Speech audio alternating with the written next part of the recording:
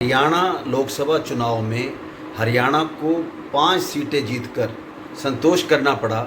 इसके पीछे क्या कारण थे, इसको लेकर हम बात कर रहे हैं पानीपत जिला के पूर्व महासचिव डॉक्टर सुरेंद्र टुटेजा जी से। सुरेंद्र जी, आपका स्वागत है। धन्यवाद। सुरेंद्र जी, बीजेपी 10 सीटें जीतने का दावा करती थी और 5 सीटों पे सब्र करना पड़ा। इसके पीछे क्या अहम कारण है? क्या कार्यकर्ताओं की, नेताओं की नाराज़गी थी, या जनता ने मन बना लिया था कि भाजपा सरकार को बदलना है, या खट्टर सरकार की कार्यप्रणाली से लोग असंतुष्ट थे? इसके क्या कारण देखते हो कि 5 सीटों पे ही सब्र करना पड़ा? राणा जी, मैं सबसे पहले तो आपका और आपकी टीम का, राष्ट्रीय खोज का बहुत बहुत धन्यवाद करता हूँ कि आज आप इस विषय को लेकर, ये एक बहुत गंभीर विषय है कि हम 5 सीटों से पिछड़े हैं, जबकि हमें उम्मीद थी कि हम 10 की 10 सीटें जीतेंगे। ये कहीं ना कहीं भाजपा के कार्यकर्ताओं की अनदेखी इसमें अहम रूप से मेरे ख्याल से रही है, क्योंकि मुझे पार्टी से जुड़े हुए 20-25 साल से ऊपर हो गए। मैं विभिन्न पदों पर मैंने अपनी सेवाएं दी और अपना दायित्व निभाया। और आज मैं ये देखता हूँ, जब से सरकार आई है 2014 से या 2019 में, तब से मैं जो देख रहा हूँ कि बाहर से आए हुए, कांग्रेस से आए हुए, इनेलो से आए हुए दूसरे लोगों को लाभ के पद बांटे गए। ये एक बहुत गंभीर विषय है और कार्यकर्ताओं की अनदेखी, मेरे जैसे 25-30 साल 40 साल पुराने कार्यकर्ताओं की अनदेखी होना, और सिर्फ मेरी ही नहीं, और बहुत से ऐसे कार्यकर्ता हैं जिनको घर बैठा दिया गया। अब मैं ये देखता हूँ, रंजीता मेहता हैं सरकार में, दूसरी पार्टी से आई और यहाँ महत्वपूर्ण पद दे दिया गया उनको। सुमित्रा चौहान है, वो दूसरी पार्टी से आई, कांग्रेस से आई, और यहाँ पर उनको एक महत्वपूर्ण पद दे दिए गए। किसी तो कार्यकर्ता का हक मारा जाता है। तरुण जी हैं, तरुण जी आए, वो उनको एक ऐसा पद सरकार के अंदर दे दिया गया जो दूसरी पार्टियों से आए। तरुण भंडारी जी जो कैशियर थे, यहाँ पर उनको मीडिया को बहुत अच्छा जिम्मेवारी वाली पद दे दी। और राजीव जेटली जी हैं, वो भी हरियाणा सरकार में हैं। और सबसे बड़ी बात है कि परवीन अत्री जी जो आज सरकार में एक महत्वपूर्ण पद पर हैं, उन्होंने जो भारतीय जनता पार्टी के कार्यकर्ताओं का हक था उसको छीन करके अपनी टीम के इनेलो के साथियों को अपने साथ उन्होंने लगाया। ये एक बड़ा चिंता का विषय है। और मैं ये कहता हूँ कि पूरे लोकसभा में कहीं ना कहीं कार्यकर्ताओं की अनदेखी बहुत रही है।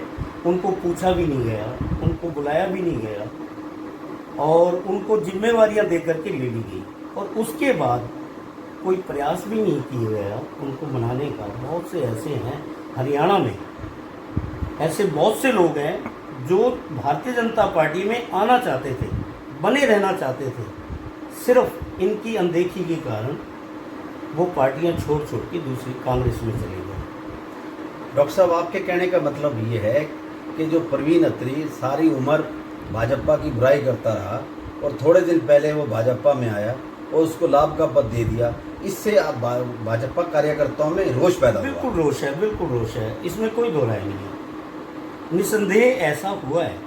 आप ये देखें कि हमें भी इंतज़ार रहता है। देखो, महत्वाकांक्षाएँ एक अलग चीज़ है, सेवाएं एक अलग चीज़ है। हम भी वरिष्ठ हैं और इतना अनुभव है हमें, हम भी चाहते हैं कि अगर हमने संगठन में काम किया है तो सरकार में हमें जिम्मेवारी मिले, ताकि हम अच्छे से अच्छा काम करके दिखाएं, पार्टी को उछले स्तर पर पहुंचाएं। जो हमारी इच्छा होती है कि भाई हम भी पार्टी में, सरकार में जहां दायित्व मिले वहां बहुत अच्छा कार्य किया जाए।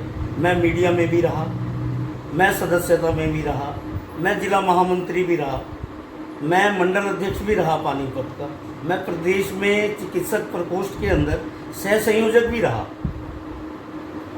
फिर भी आपकी अनदेखी? हाँ, डॉक्टर सुरेंद्र वर्मा हमारे थे कुरुक्षेत्रा से, वो संयोजक थे, मैं सह संयोजक था। और मैंने जिला पन्ना प्रमुख के नाते जो हमारा एक अहम पार्ट था इलेक्शन का 2019 के अंदर, हमने वो भूमिकाएं निभाई और हमने लगभग पानीपत में 13-14 हज़ार पन्ना प्रमुखों की एक लंबी फहरिस्त बनाई और इतने लोगों को जोड़ा, जिसकी हमने हर विधानसभा में, पानीपत ग्रामीण में, पानीपत शहरी में, इसराना में, समालखा में हमने सम्मेलन करवाए।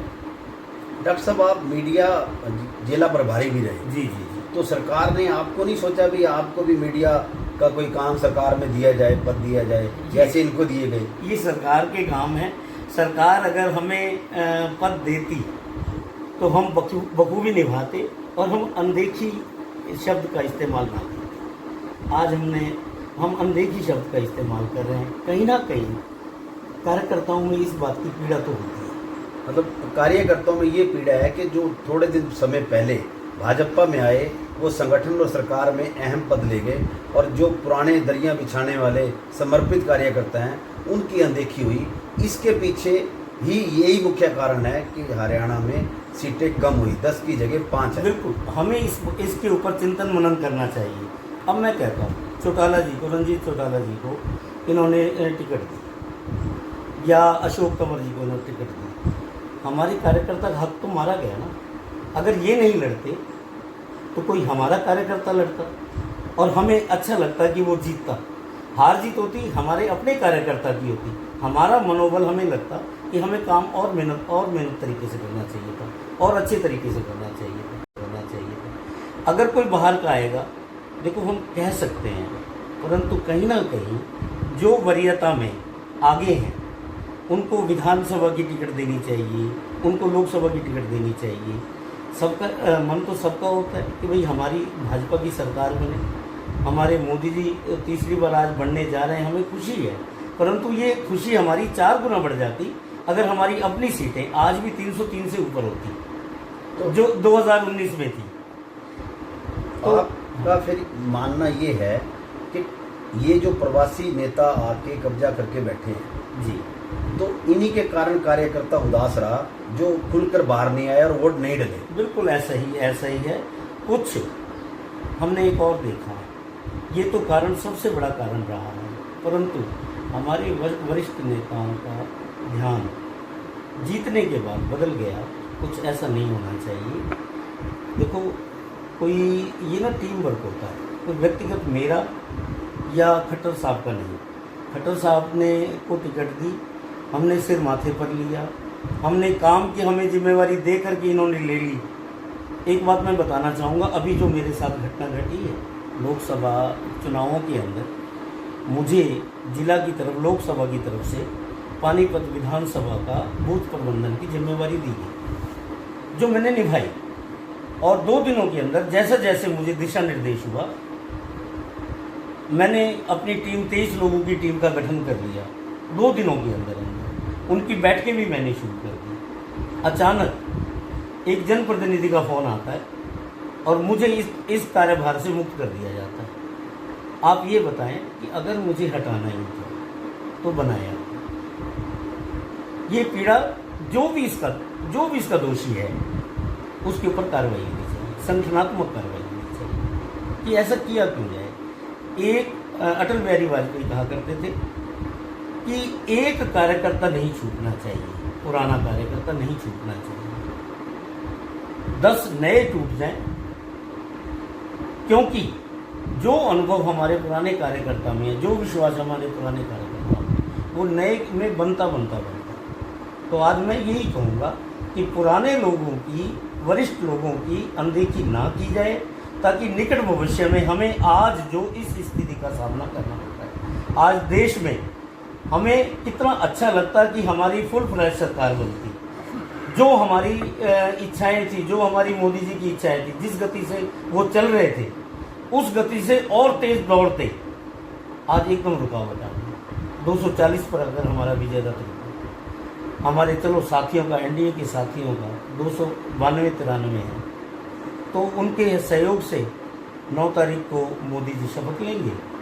सरकार, मैं चाहता हूँ दिन दूनी रात चौगुनी तरक्की करे और हमारे कार्यकर्ताओं की अनदेखी ना हो और हमें मान सम्मान मिले। कोई हमें लालच नहीं है। हमने आज तक बगैर किसी महत्वाकांक्षा की सेवाएं की हैं और आगे भी करते रहेंगे। परंतु ये हो कि कल के आए लोग या हमारे से वो कार्यकर्ताओं का मान सम्मान करें, जो भी नेता या पदाधिकारी बनते हैं वो अपनी संसदीय भाषा का उपयोग करें, किसी कार्यकर्ता के बारे में गलत ना हो और उनकी अनदेखी ना करें। डॉक्टर साहब, बहुत नज़दीक है विधानसभा चुनाव हरियाणा में। जी जी जी। 3 महीने के बाद हरियाणा में आचार संहिता लगने की संभावना है। उसको देखकर आप क्या सुझाव देना चाहते हो कि क्या अब जो मुख्यमंत्री की टीम में ये एडवाइज़र हैं, सलाहकार हैं, जो नए आए हुए हैं, क्या आप चाहते हो कि इनको हटा के पुराने लोगों को बनाया जाए? इन गलतियों को सुधारे सरकार तो एक बहुत अच्छा कदम होगा। अपने साथियों को साथ लेके चले, जो दमखम और अनुभव के साथ आगे बढ़ेंगे और हम इस लक्ष्य को, जो हमें एक बड़ा दूर लग रहा है, उस लक्ष्य को हम भेद करके, जो सपना खट्टर साहब ने 75 पार का देखा था, आज हम उसे 75 पार करें, नहीं तो आज हम हाथ मलते रह जाएंगे और विधानसभा हमारे हाथ से निकल जाएगी। ये मेरा आग्रह है उन पदाधिकारियों से, उन नव निर्वाचित सरकार से, उस नए हमारे संसद के सदस्यों से कि हरियाणा को बचाना है। अगर हरियाणा में भाजपा अपने बलबूते पर जो काम करना चाहती है तो निस्संदेह उनको चाहिए कि वो कार्यकर्ताओं को साथ लेकर के चले और जो ये घुसपैठिए आए हैं इनको हटा, जैसे परवीन अत्री जी हैं, राजीव जेटली जी हैं, तरुण भंडारी जी हैं, अपना रंजीता जी हैं, मेहता जी, ऐसे जो भी हैं इनको और अभी इतना भी अगर हमें चाहिए तो मनन करना चाहिए कि हमारी 5 सीटें घटी की, हम 5 जीते, इस बात की हमें खुशी इतनी नहीं होनी चाहिए जितने हमारे 5 साथी छूट गए। मोदी जी की उस माला में हम 5 मोती जो अपने नहीं पिरो पाए, हम लोकसभा के, राज्यसभा के, विधानसभा के अंदर हम चाहते हैं कि हमारे ज़्यादा से ज़्यादा एमएलए बनकर के सरकार बनाएं और स्पष्ट बनाएं, हमें किसी बैसाखी का सहारा ना लेना पड़े। तो ये थे हमारे साथ भाजपा के पूर्व जिला मीडिया प्रभारी, पूर्व जिला महासचिव, पूर्व हरियाणा स्वास्थ्य प्रकोष्ठ के सह संयोजक डॉक्टर सुरेंद्र टुडेजा जी, जिन्होंने भाजपा के मुख्यमंत्री और भाजपा प्रदेश अध्यक्ष को सलाह दी है कि जल्दी से जल्दी घुसपैठियों को बाहर करें और पुराने कार्यकर्ताओं को मान सम्मान दें। बहुत बहुत धन्यवाद, आभार।